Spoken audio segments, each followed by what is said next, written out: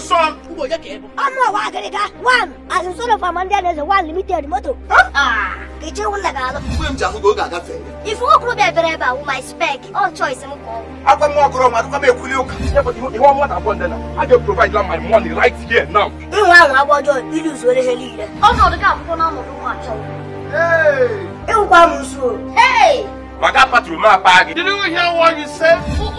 Any head you could tell on your papa. You want your shit. I am going Who is your father? Don't think that me and my father were. Where did you get money to buy all this shit? As long as this place is concerned, I'll be giving you hell. Amandianezeze, you should have him. Oh my wow!